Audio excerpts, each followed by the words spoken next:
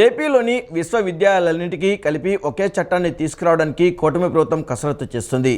ఈ నేపథ్యంలో ఏపీ విశ్వవిద్యాలయాల చట్టానికి భారీగా సవరణలు చేయనుంది.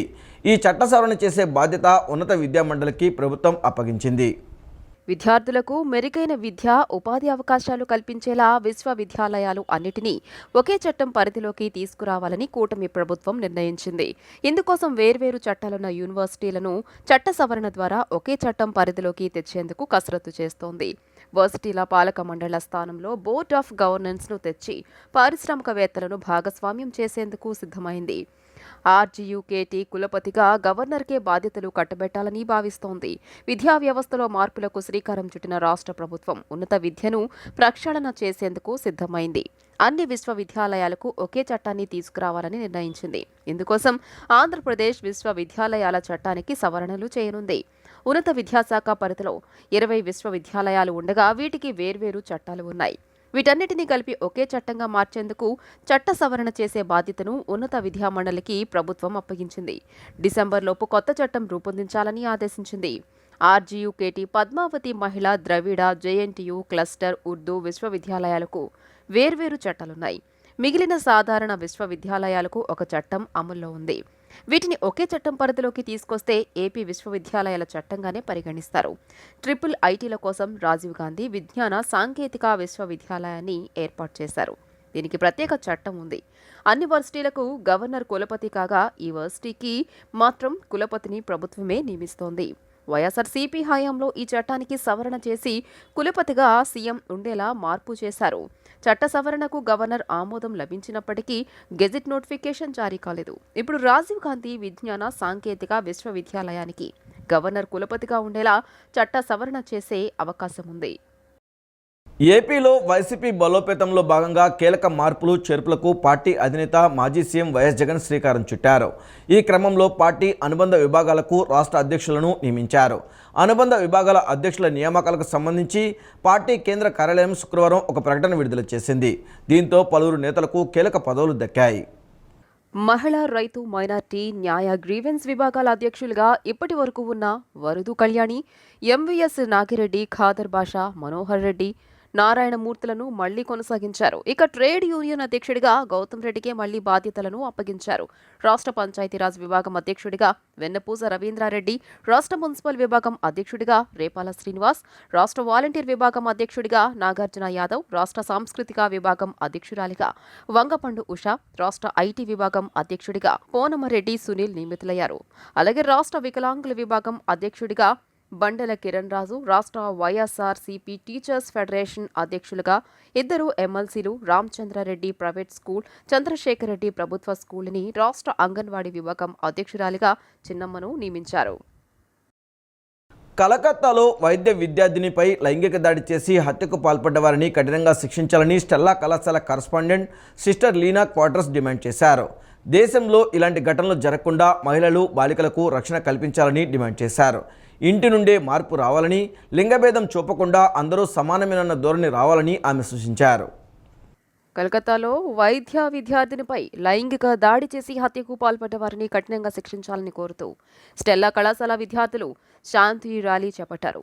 స్టెల్లా కళాశాల ప్రాంగణం నుండి నిర్మలా కాన్వెంట్ సిగ్నల్ వరకు ప్లకార్డులు ప్రదర్శిస్తూ ముందుకు సాగారు. కళాశాల correspondent sister Leena quarters, intermediate vice principal Swapna మాట్లాడుతూ వైద్య విద్యార్థినిపై అత్యాచారం చేసిన దోషులను కఠినంగా శిక్షించాలని, సమగ్ర విచారణ జరిపించాలని, మహిళల రక్షణ కోసం ప్రత్యేక చట్టాలు తీసుకురావాలని డిమాండ్ చేశారు. ఇలాంటి సంఘటనలు దేశ చరిత్రలో పునరావృతం కాకుండా బలోపేతమైన చట్టాలను కఠినంగా అమలు పరచాలని అన్నారు. విద్యార్థులు తమ హక్కులను, తమ భద్రత గురించి తెలుసుకోవాలని సూచించారు. మహిళలపై జరుగుతున్న హింసను అరికట్టడంలో ప్రభుత్వాలు విఫలమయ్యాయని ఆవేదన వ్యక్తం చేశారు. మహిళకు సమానత్వం ఉండాలని, ఇంటి నుండే లింగభేదం ఉండకూడదని చెప్పుకొచ్చారు. కలకత్తా జూనియర్ డాక్టర్ అత్యాచారంలో అత్యంత దారుణంగా దాడి చేసి హత్య చేయడం సిగ్గుచేటని అన్నారు. దేశంలో ఇలాంటి ఘటనలు జరగకుండా మహిళలు, బాలికలకు రక్షణ కల్పించాలని డిమాండ్ చేశారు. We believe that women rights are human rights. So we need to protect women. We need to create a world where the women should feel free to live without fear of violence, injustice, harassment, discrimination. So today our students and the faculty are taking out a rally to voice out our opinion outside on the road. Let us respect women, youth, children, give them, recognize their dignity and treat them equal to others without any discrimination. Let our women feel free to live without any fear of violence, fear of harassment and discrimination. May it be in a home, in the society or in the workplace. Respect women, respect their dignity, believing that women's rights are human rights. భారతదేశం ఎంతో గొప్ప దేశం అని చెప్పుకుంటున్నాం, కానీ భారతదేశంలో మహిళలకు భద్రత లేకుండా పోతుంది. అందువల్ల భద్రత గురించి ప్రభుత్వాలు ఆలోచించాలన్న ఉద్దేశంతో మేము ఈ కార్యక్రమాన్ని చేపట్టాం. ప్రజలందరితో సమానంగా ఉండాలి, మహిళలు పురుషులు కాదు. తల్లిదండ్రులు కూడా మగ ఆడ అనే భేదాలు లేకుండా పెంచాలి, అవగాహన కల్పించాలి, భద్రత కల్పించాలి. ఫస్ట్ ఆడది అర్ధరాత్రి తిరగటం కాదు, ఇంట్లో కూడా ఎక్కడ తిరగలేని పరిస్థితులు వచ్చేసాయి భారతదేశంలో. శిక్షలు కఠినంగా ఉండాలి తప్పు చేసిన వారికి. అలాంటి సెన్సిటైజ్ అంటే అలా అవగాహన కల్పించడం కోసమే మేము ఈ కార్యక్రమాన్ని ఏర్పాటు చేసాం. అగ్రిగోల్డ్ భూముల కేసులో జోగి రాజీవ్కు విజయవాడ ఏసీబీ కోర్టు షరతులతో కూడిన బెయిల్ మంజూరు చేసింది. ప్రతి రెండో శనివారం ఏసీబీ కార్యాలయంలో సంతకం చేయాలని ఉత్తర్వుల్లో పేర్కొంది. సీఎం చంద్రబాబు ఇంటిపై దాడి చేసిన కేసులో మాజీ మంత్రి జోగి రమేష్ ముందస్తు బెయిల్పై తీర్పును హైకోర్టు రిజర్వ్ చేసింది. అగ్రిగోల్డ్ భూముల అవకతవకల కేసులో జోగి రాజీవ్కు విజయవాడ ఏసీబీ కోర్టు షరతులతో కూడిన బెయిల్ను మంజూరు చేసింది. 25,000 రూపాయల చొప్పున 2 పూచీకత్తులు కోర్టుకు సమర్పించాలని ఆదేశించింది. ప్రతి రెండో శనివారం ఏసీబీ కార్యాలయంలో సంతకం చేయాలని ఉత్తర్వుల్లో పేర్కొంది. కోర్టు అనుమతి లేకుండా విదేశాలకు వెళ్లకూడదని జోగి రాజీవ్ను న్యాయస్థానం ఆదేశించింది. నిందితుడు నివాసం ఉండే చిరునామాను కోర్టుకు సమర్పించాలని తెలిపింది. ఏసీబీ అధికారుల విచారణకు సహకరించాలని తెలిపింది. ఈ కేసులో నిందితుడిని తమకు వారం రోజుల కస్టడీకి ఇవ్వాలని ఏసీబీ అధికారులు పిటిషన్ దాఖలు చేశారు. జోగి రాజీవ్ కస్టడీ, బెయిల్ పిటిషన్లపై విచారణ జరిపిన న్యాయస్థానం తీర్పును రిజర్వ్ చేసి బెయిల్ మంజూరు చేస్తూ తీర్పునిచ్చింది. సిఐడి స్వాధీనంలో ఉన్న అగ్రిగోల్డ్ భూమిని కొనుగోలు చేసి ఇతరులకు విక్రయించారని జోగి రాజీవ్ కొందరు అధికారులపై ఏసీబీ కేసు నమోదు చేసింది. ఈ కేసులో జోగి రాజీవ్ను అరెస్టు చేసింది. ప్రస్తుతం విజయవాడ జిల్లా జైల్లో రిమాండ్ ఖైదీగా జోగి రాజీవ్ ఉన్నారు.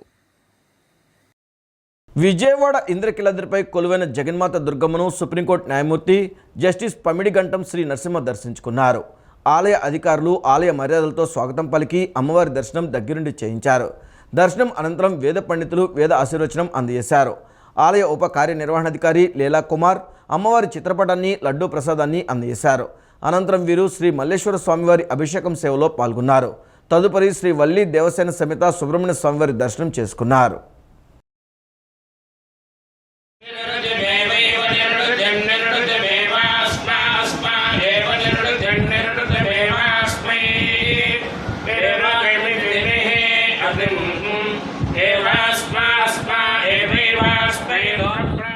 పిన్నెల్లి రామకృష్ణారెడ్డి ఏమి నేరం చేశారని దాదాపు 2 నెలలు జైల్లో పెట్టారని మాజీ మంత్రి కాకాని గోవర్ధన్ రెడ్డి ప్రశ్నించారు.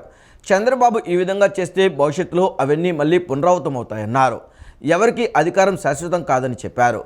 కేసులు, అరెస్టులు, జైళ్లకు భయపడమని, అన్నిటికీ ధైర్యంగా ఎదుర్కొంటామని పేర్కొన్నారు. కేసులు పెట్టి భయపెట్టాలని చూస్తే తాము భయపడమని మాజీ మంత్రి కాకాని గోవర్ధన్ రెడ్డి అన్నారు. ఏపీ హైకోర్టు ఉత్తర్వుల మేరకు మాచర్ల మాజీ ఎమ్మెల్యే పిన్నెల్లి రామకృష్ణారెడ్డిని విడుదల చేశారని తెలిపారు.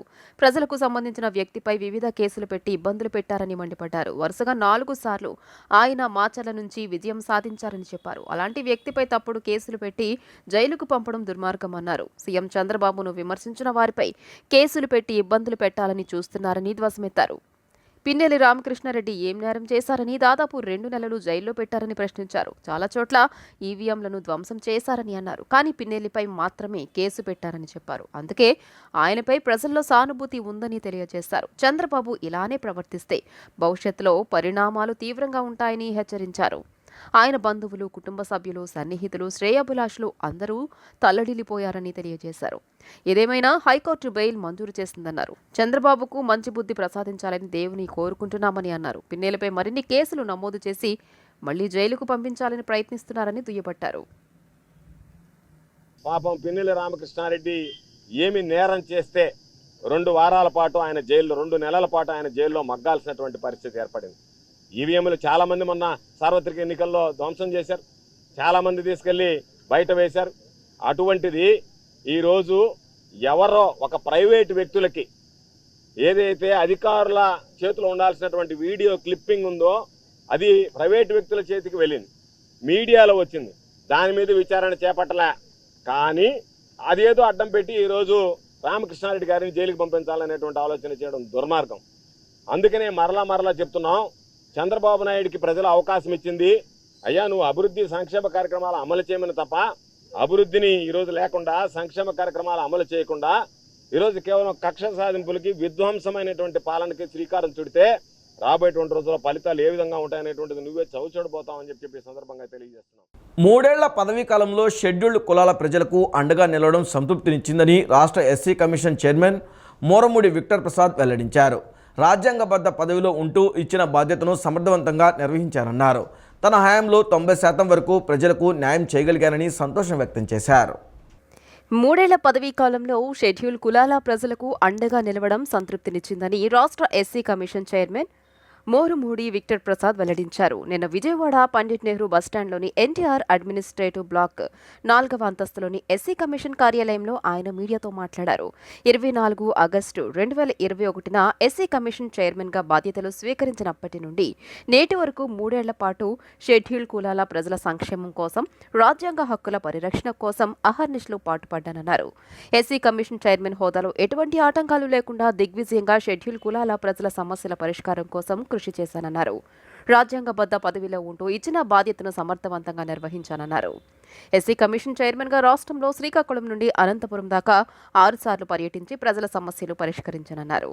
ప్రజల నుండి ప్రత్యక్షంగా ఫిర్యాదులతో పాటు ఫోన్లు, వాట్సాప్, ఫేస్బుక్ వంటి సామాజిక మాధ్యమాల ద్వారా కూడా స్వీకరించి ప్రజా సమస్యలను పరిష్కరించానన్నారు.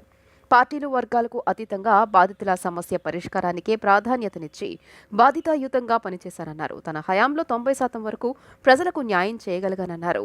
తన హయాంలో ఎస్సీ కమిషన్ అంటే బాధితులకు అండగా ఉంటుందన్న భరోసానివ్వడం ఆనందంగా ఉందన్నారు. సమస్య ఏదైనా విజయవాడ ఎస్సీ కమిషన్ కార్యాలయంలో చెబితే పరిష్కరించబడుతుందన్న భరోసా బాధితులకు కలిగించడం సంతోషాన్నిచ్చిందన్నారు. రాష్ట్ర చరిత్రలో 200 హీరింగ్లు జరిపిన ఎస్సీ కమిషన్ చైర్మన్గా తాను గర్వపడుతున్నానన్నారు.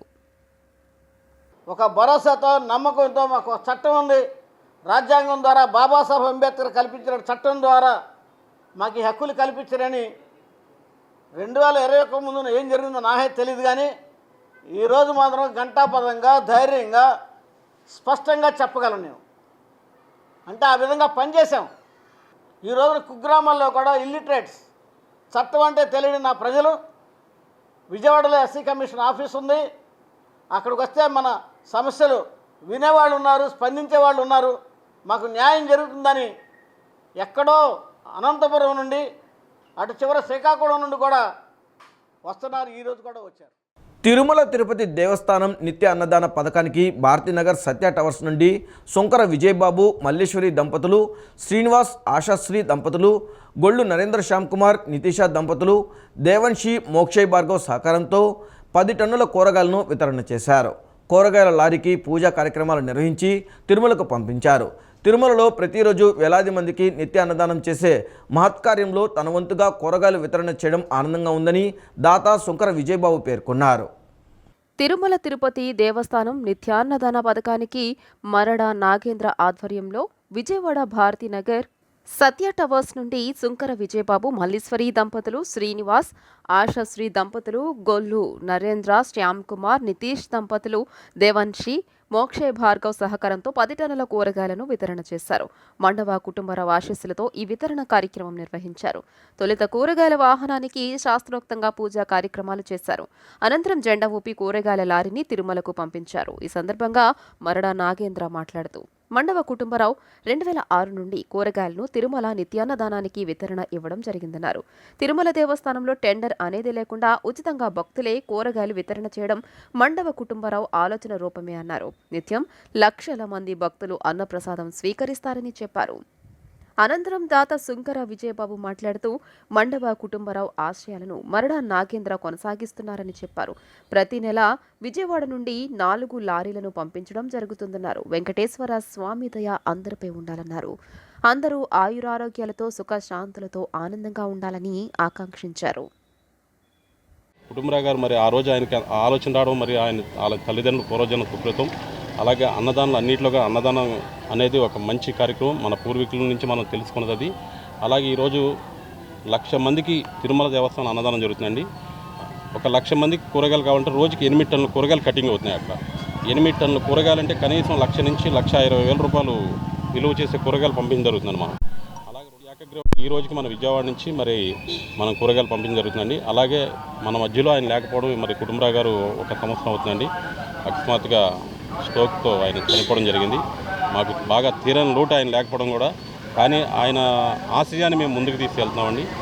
అలాగే మున్ముందు కూడా ఇలా ఈ మంచి కార్యక్రమం చేయాలని మేము అందరినీ కోరుకుంటున్నాం. చంద్ర గారు చెప్పినట్టుగా 2006 సంవత్సరం నుంచి మండవ కుటుంబరావు గారు ఆయన ఆధ్వర్యంలో కింద సంవత్సరం వరకు జరగడం జరిగింది. వారు చెప్పారు ఇప్పుడే. తర్వాత నాగేంద్ర గారు టేకప్ చేసి వారి ఆశీస్సులతో మనం ప్రతి నెల ఈ విజయవాడ నుంచి ఒక 4 లారీలు పంపించడానికి సహకరిస్తున్నారు. పెద్దలందరూ చాలామంది సహకరిస్తున్నారు. నగరంలోని స్వరాజ్య మైదానంలో ఉన్న అంబేద్కర్ విగ్రహాన్ని ధ్వంసం చేసిన ఘటనలో బాధ్యులను గుర్తించి వెంటనే చర్యలు తీసుకోవాలని రిపబ్లికన్ పార్టీ ఆఫ్ ఇండియా జాతీయ కార్యదర్శి పేరం శివనాగేశ్వరరావు గౌడ్ డిమాండ్ చేశారు. దాడి ఘటనలో కొన్ని అసాంఘిక శక్తుల పాత్ర ఉందని, ఆ విషయాన్ని ఎస్సీ/ఎస్టీ కమిషన్ దృష్టికి తీసుకువెళ్తామని చెప్పారు. విజయవాడ నడిబొడ్డులో నిర్మించిన రాజ్యాంగ నిర్మాత డాక్టర్ బిఆర్ అంబేద్కర్ విగ్రహంపై దాడి జరిగితే రాష్ట్ర ముఖ్యమంత్రి చంద్రబాబు నాయుడు ప్రేక్షక పాత్ర పోషిస్తున్నారని రిపబ్లికన్ పార్టీ ఆఫ్ ఇండియా జాతీయ కార్యదర్శి పేరం శివనాగేశ్వరరావు గౌడ్ విమర్శించారు. ప్రెస్ క్లబ్లో నిర్వహించిన విలేకరుల సమావేశంలో ఆయన మాట్లాడారు. భారతదేశంలోనే అతిపెద్ద అంబేద్కర్ విగ్రహం విజయవాడలోనే ఉందన్నారు. దాడి జరిగి రోజులు గడుస్తున్న ముఖ్యమంత్రి, డీజీపీ ఏం చేస్తున్నారని ప్రశ్నించారు.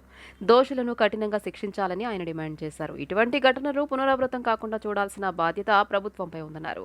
అనకాపల్లి సమీపంలో అచ్యుతాపురం ఫార్మా ఫ్యాక్టరీలో జరిగిన సంఘటన చాలా బాధాకరమన్నారు. లేబర్ కమిషన్ మీద, అక్కడ మరి ఇన్కమ్ ట్యాక్స్ కమిషన్ మీద వీళ్ళందరిపై ఆధారపడి ఉంది కాబట్టి మరి రాష్ట్ర ప్రభుత్వం దీనిపై కఠినమైనటువంటి చర్యలు తీసుకొని ఏ పరిశ్రమలు ఉన్నాయో ఇటువంటి సంఘటనలు మళ్ళీ పునరావృతం కాకుండా, ఎందుకంటే ప్రాణ నష్టం అధికంగా జరిగింది. మరి అందరూ కూడా చాలా చిన్న చిన్న ఉద్యోగాలు చేసుకుంటూ కోటికి రోజువారీ దినచర్య చేసుకునే వాళ్ళు చనిపోవటం చాలా బాధాకరంగా ఉంది. అట్లాగే క్షతగాత్రులు చాలా వికలాంగులుగా మారినటువంటి చాలామంది ఉన్నారు అందులో. మరి వాళ్ళందరికీ కూడా రిపబ్లిక్ పార్టీ ఆఫ్ ఇండియా తరఫున ₹1 కోటి చనిపోయిన వారికి ఇచ్చి, అదేవిధంగా ఎవరైతే బాధితులు ఉన్నారో ఈ క్షతగాత్రులు వాళ్ళకు 50 లక్షలు ఇచ్చి, అదేవిధంగా చనిపోయిన వారికి ఆ పరిశ్రమల్లో కనీసం ఒక కుటుంబానికి ఉద్యోగం ఇచ్చి వారి జీవితాల్లో వెలుగు దింపాల్సిన బాధ్యత మరి రాష్ట్ర ప్రభుత్వంపై ఉన్నదని చెప్పి మేము చంద్రబాబు నాయుడు గారిని రిక్వెస్ట్ చేసి విజ్ఞప్తి చేస్తున్నాం మా పార్టీ తరఫున.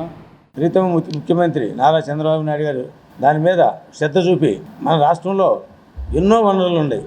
ఆ వనరులన్నీ మనం కాపాడుకొని ఈ రాష్ట్రంలో కొన్ని సంఘటనలు జరుగుతున్నాయి. ఆ సంఘటనలు కూడా ఆయన తెచ్చుకొని నారా చంద్రబాబు నాయుడు గారు కానీ, అలానే నారా లోకేష్ బాబు గారు కానీ, అందరూ హోంమంత్రి గారు కానీ, అంతా మన రాష్ట్రంలో ఉన్న మంత్రివర్గ సభ్యులు, కార్యకర్తలు, ఎమ్మెల్యేలు, ఎంపీలు దృష్టి సారించి ఇవన్నీ జరగకుండా చూడాలని కోరుకుంటున్నాను. సీఎంఏ ఫలితాలలో మాస్టర్ మైండ్స్ విద్యార్థిని కె తేజస్విని ఆల్ ఇండియా మొదటి ర్యాంక్ సాధించింది. ఈ మేరకు Master Minds admin adviser Mattupalli Mohan ఒక ప్రకటనలో పేర్కొన్నారు. The Institute of Cost Accounts of India ప్రకటించిన సీఎంఏ ఫలితాలలో కొత్తపేట తేజస్వినికి ఆల్ ఇండియా ఫస్ట్ ర్యాంక్ వచ్చిందని తెలిపారు. తేజస్విని స్వస్థలం అన్నమయ్య జిల్లాలోని కన్నెమడగ గ్రామం. ఆమెది సాధారణ రైతు కుటుంబమని పేర్కొన్నారు. ఇంటర్, ఎంఈసీ నుంచి సీఏ ఫైనల్ వరకు తేజస్విని మాస్టర్ మైండ్స్లో చదువుకున్నారని చెప్పారు. పల్నాడు జిల్లా దాచేపల్లి గ్రామానికి చెందిన ఎంవి లక్ష్మీనారాయణ సీఎంఏ ఫైనల్లో 3వ ర్యాంక్ సాధించారని మోహన్ తెలిపారు. ఈ సందర్భంగా ర్యాంకర్లను ఆయన అభినందించారు. స్టూడెంట్స్కి, పేరెంట్స్కి, స్టాఫ్కి ఒక గుడ్ న్యూస్తో మీ ముందుకు వచ్చానండి. ఈరోజు అనౌన్స్ చేసినటువంటి సీఎంఏ రిజల్ట్స్లో మాస్టర్ మైండ్స్ విద్యార్థులు అయినటువంటి Tejaswini CMA final all India first rank అండి. And CMA inter all India 3rd rank Lakshminarayana. And ఇతను సౌత్ ఇండియాలో బెస్ట్ ర్యాంక్ అండి, అంటే సౌత్ ఇండియాలో ఫస్ట్ ర్యాంక్ కూడా. అండ్ ఈ విశేషం ఏంటంటే ఈ తేజస్విని ఎంఈసీ నుంచి ఫైనల్ దాకా మన స్టూడెంట్, క్లాస్ రూమ్ స్టూడెంట్ అండి. అండ్ లక్ష్మీనారాయణ ఎంఈసీ నుంచి ఇంటర్ దాకా మన స్టూడెంట్, అంటే సీఏ ఇంటర్, సీఎంఏ ఇంటర్ దాకా మన స్టూడెంటే. అండ్ తేజస్విని జవహర్ నవోదయ స్టూడెంట్ అండి, and Lakshminarayana AP model school government school నుంచి వచ్చినటువంటి స్టూడెంట్. అండ్ సిఎంఏ ఫైనల్లో ఫస్ట్ ర్యాంక్ తెచ్చుకోవడం ఇది ఫస్ట్ టైం కాదండి. 2020లో ఆల్ ఇండియా ఫస్ట్ ర్యాంక్ వచ్చింది ఫైనల్లో, 2021లో ఫస్ట్ ర్యాంక్ వచ్చింది, 2023లో కూడా ఫస్ట్ ర్యాంక్ వచ్చింది, అండ్ 2024లో మళ్ళీ సిఎంఏ ఫైనల్లో ఆల్ ఇండియా ఫస్ట్ ర్యాంక్ వచ్చింది. Thanks to our team members అండి. వితౌట్ అవర్ సపోర్ట్ ఇది సాధ్యమయ్యేది కాదు. ఈ వార్తలు ఇంతటితో సమాప్తం. నమస్కారం.